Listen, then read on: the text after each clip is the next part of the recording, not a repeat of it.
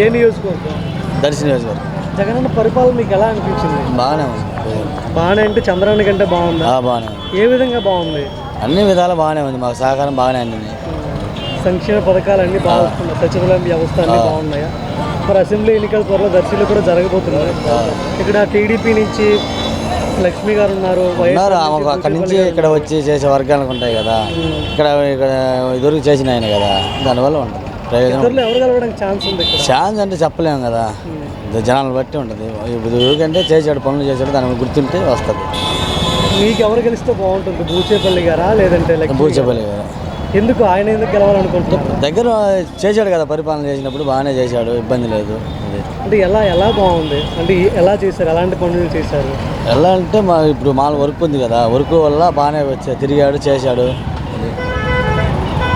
ఈ నియోజకవర్గంలో ప్రధానంగా వినిపించే మాట ఏంటంటే బూచేపల్లి గారు ఆయన సొంత డబ్బులతో ప్రజలందరికీ ఆ కష్టాల్లో ఉన్న వాళ్ళకి ఆర్థిక సహాయం చేయడం కానీ ట్రస్ట్ కూడా నడిపిస్తున్నారు వాళ్ళ నాన్నగారి పేరు మీద అని చెప్తున్నారు. నిజమేనా అవన్నీ? జరిపిస్తున్నారు. మరి ఇవన్నీ ఆయన గెలిపి ఇక్కడ కారణం అవుతాయా? కారణం అంటే ఇప్పుడు మద్ది చెట్టు చేసిన కారణాల వల్ల కొన్ని వర్గాలు విడిపోయాయి అన్నమాట. దానివల్ల కొంచెం చెప్పలేము. అది ఇప్పుడు మద్దిశెట్టి గారు వైఎస్ఆర్తో ఉన్నారా, సపరేట్గా పోటీ చేస్తున్నారు? సపరేట్గా పోస్తున్నారు కదా, సపరేట్ చేయాలనే వాళ్ళు చేస్తున్నారు కదా, వాళ్ళకి సీట్ ఇవ్వలేదని వర్గాలు చీలిపోతున్నారు. దానివల్ల కన్ఫ్యూజ్గా ఉన్నారు వ్యవహారం. అలా చీలిపోవడం వల్ల మరి బూచేపల్లి గారు గెలవడానికి ఇక్కడ ఛాన్స్ ఉందా? ఉండబట్టే కదా చేసేది. ఉన్నదంటే బయటికి రారు వర్గాలు అనేది. లోపల వాళ్ళ పార్టీ దగ్గర రారు. దర్శి ఎమ్మెల్యేగా బూచేపల్లి గారు త్వరలో బయటకు వస్తున్నారు. ఇక్కడ జగనన్న ప్రభుత్వం కావాలా, చంద్రన్న ప్రభుత్వం కావాలా? జగనన్న ప్రభుత్వమే కావాలి. నా పేరు సుభాష్. ఏ ఊరు? బసిరెడ్డిపాలెం. ఏ నియోజకవర్గం? అది దర్శి నియోజకవర్గమే. జగనన్న పరిపాలన ఎలా ఉంది? బాగానే ఉంది. బాగుందంటే ఏ విధంగా బాగుంది? అన్నీ వస్తున్నాయి సౌకర్యాలు, వదిలి నిధులు కానీ అమ్మాయిలకు వేసాయి, బీటెక్ వాళ్ళకి. మా అమ్మాయి బీటెక్ వేసి చదివేది అన్నీ బాగానే చేస్తాను. బీటెక్ ఫీజు కానీ అన్నీ బాగానే వస్తున్నాయి. చదువుల పరంగా చాలా బాగుంది. మా అబ్బాయికైనా బాగానే పడుతున్నాయి ఫీజు, బాగానే వదులుతారు. అంతా బాగానే ఉంది పరిపాలన ఇప్పటికైతే. మరి సార్ దర్శి నియోజకవర్గంలో ఎన్నికలు జరగబోతున్నాయి. వైఎస్ఆర్ నుంచి బూచేపల్లి గారు పోటీలో ఉన్నారు, టీడీపీ నుంచి లక్ష్మి గారు పోటీలో ఉన్నారు. ఇద్దరు ఎవరు గెలుస్తారంటారు? మేమైతే బూచేపల్లికే మా ఓటు. మా పిల్లోడికి, మా అమ్మాయికి అందరికి ఉంది ఓటు. మా నలుగురు ఓటు ఆయనకే. అది దాంట్లో ఏమి సచ్చలేదు. ఎందుకు ఆయనకే ఓటు వేయాలనుకుంటున్నారు? అంత మంచి ఏం జరిగింది? ఆయన మంచి మాకు బాగానే చేసిండు, మా ఊర్లో బాగానే చేసిండు. బసిరెడ్డిపాలెంలో రోడ్లు పోపించిండు. పరిపాలన ఆయన బాగానే ఉంది. అప్పుడు వాళ్ళ నాన్నగారు హయాంలోనైనా, ఇప్పుడు మా అమ్మాయి అయినా బూచేపల్లి కాలేజీలోనే చదివేది. ఆయనే రావాలని కోరుకుంటున్నాము. అది అంటే బూచేపల్లి గారు తన సొంత డబ్బులతో పేద ప్రజలకి ఆర్థిక సహాయం కూడా చేస్తున్నారని చాలామంది చెప్తున్నమాట. అది నిజమేనా? అది నిజమే. ఆయన సొంత డబ్బులతో చాలా మేలు చేసిండు. అది ఖచ్చితంగా నిజం. వాళ్ళకు ట్రస్ట్ కూడా ఉంది. ట్రస్ట్ ద్వారా చాలామందికి చెప్తున్నారని ఒక మాట కూడా ఉంది. అవన్నీ ఇంకా అంతగా నాకేం తెలియదు కానీ ఆయన మంచిగా చేసిండు జనాలకి.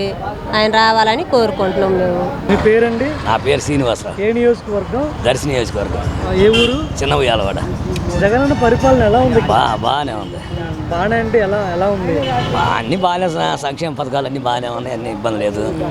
అభివృద్ధి బాగానే జరిగింది. అయితే రోడ్లు ఒకటి అభివృద్ధి జరగలేదు ఇక్కడ దర్శిలో. దర్శిలో జరిగినాయి పల్లెటూరులో. మరి సరే దర్శి ఎన్నికల్లో టీడీపీ నుంచి లక్ష్మి గారు, వైఎస్ఆర్ నుంచి బూచేపల్లి గారు పోటీ చేస్తారు. బూచేపల్లి బయటపడుతుంది. ఆయన గెలవడానికి ఛాన్స్ ఉందా? ఛాన్స్ ఉంది. అంత గట్టిగా ఎలా చెప్పగలుగుతున్నారు? ఉంది, ఆయనకి అంతే అవకాశం ఉంది. అంటే గతంలో ఆయన ఎమ్మెల్యేగా పనిచేశారు, అప్పుడు అలాంటి అభివృద్ధి పనులు జరిగాయి? అప్పుడు బాగానే జరిగినాయి. రోడ్లు ఇట్లాంటివన్నీ అప్పుడు అంటే కొద్దిగా రాజశేఖర రెడ్డి చచ్చిపోయి కొద్దిగా ఇబ్బందులు ఉండి ఆయన బూచేపల్లిలో గెలిచినప్పుడు కొద్దిగా ఇబ్బంది జరిగింది. తర్వాత బాగానే ఉంది, అభివృద్ధి బాగా జరిగింది ఆయన హయాంలో. మరి సరే ఎన్నికల్లో నిలబడుతున్నారు ఆయన? నిలబడుతుంది. ఆయన గెలిపించుకుంటారా మరి? గెలుస్తుంది. మీ పేరన్నా? వెంకట్రావు. ఏ నియోజకవర్గం?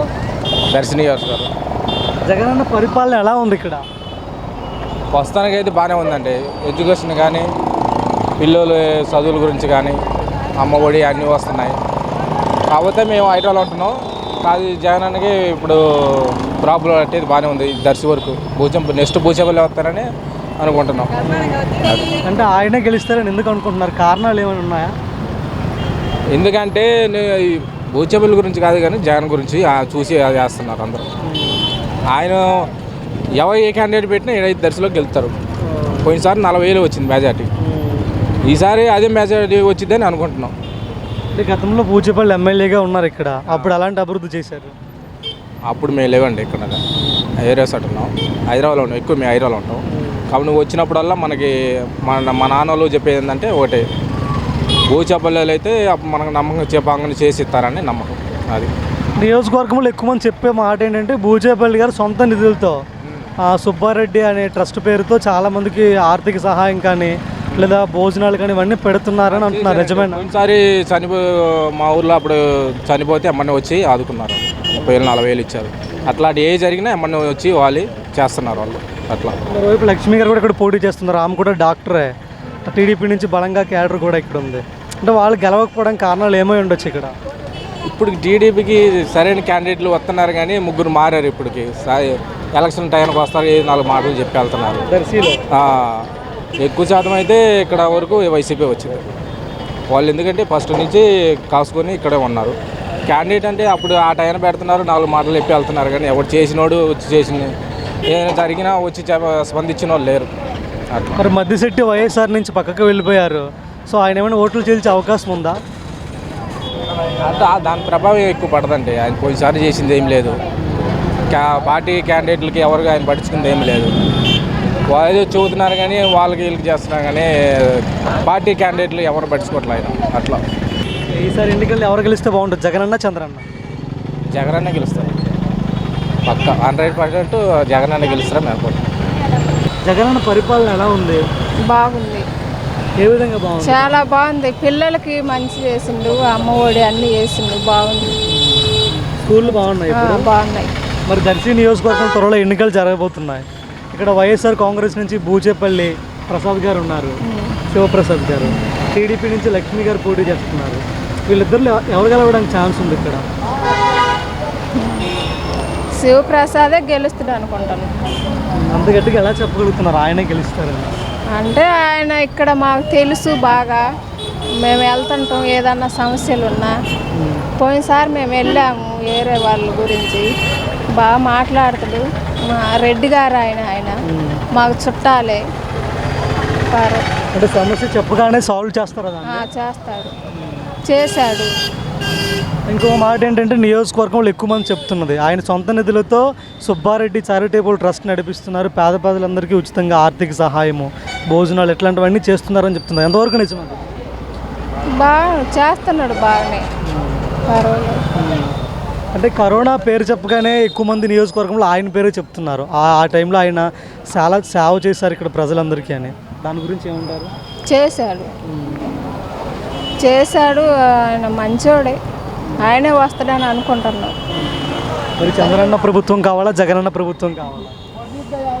అంటే ఏదని చెప్పలేము, ఏదొచ్చినా మనకి శివప్రసాద్ అన్నే రావాలని కోరుకుంటాం. ఆయనే గెలవాలి ఎమ్మెల్యేగా.